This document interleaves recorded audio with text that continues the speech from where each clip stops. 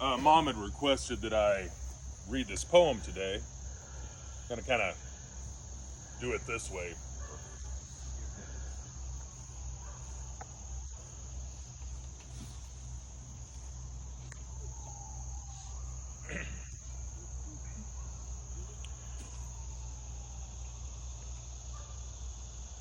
Good night, my father, good night.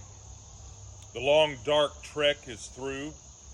Good night to you, brave knight, till I one day am you. Your beard hangs low, a grizzled gruff upon that aged face. Yet deep inside the finest stuff kept from your marching days. We bury you in Elysium among the gods to dwell. Some see a grave and misty tomb, I a short farewell. Good night, my father, good night. You taught me all was good. You took me to the spring at night, you led me through the wood. You showed me all the plants to eat, gave thanks for crops and deer. You showed me yellow fields of wheat before the harvest year. You called me to the mountains gray where light and shadows cast. When my body finally leaves, you said, what is left is what will last. Good night, my father, good night. Sleep well, my grand old knight. Rest your weary, time-worn bones away from children's sight.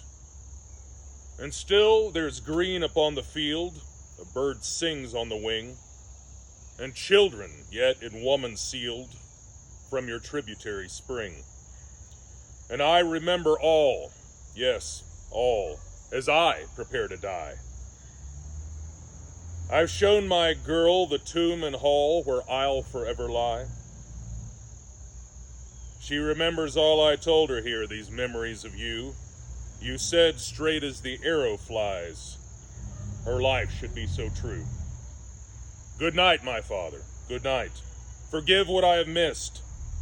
My girl moves round to kiss that cheek that years ago I kissed.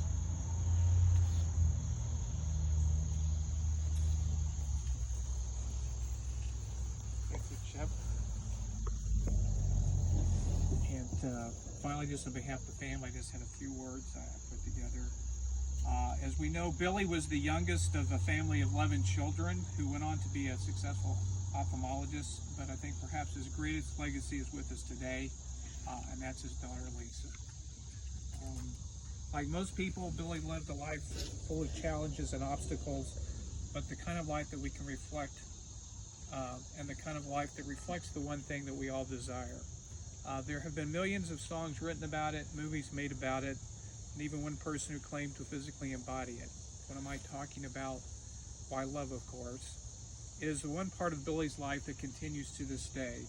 The one thing that we can continue to celebrate, not only his own love, but perhaps more importantly, the love of others for him. The love of a brother, as we just heard, the love of a sister, the love of a daughter, and the love of a family.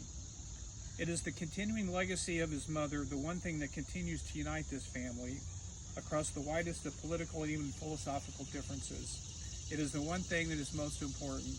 It is the one thing we can continue to pursue with the time we have left in this life. It is the one thing that this country so desperately needs. It is the one thing that continues past the grave. As a wise person once said, so now abides faith, hope, and love, these three, but the greatest of these is love.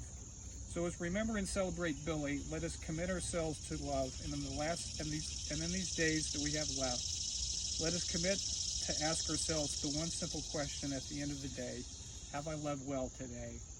Let that be the ultimate legacy of Billy's life, and one that we can all carry with us as we leave this today. So thank you all for coming today. This was just a special time. Thank you for the contributions that Sonny gave to remind us about his brother, that Chip gave, just to reflect about the attributes and love of a father. And as I mentioned, our day is not over.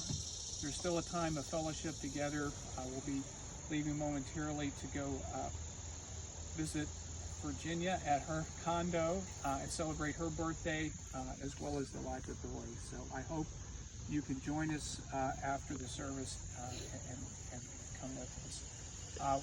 With that said, we would like to get a group photo, since this may be one of the few times we get everybody together, and so Sarah is going to organize that. I think we can just want to go over here. Let's get in front. Just stay here. Just stay here, and everybody come together under the tent, and we'll facilitate.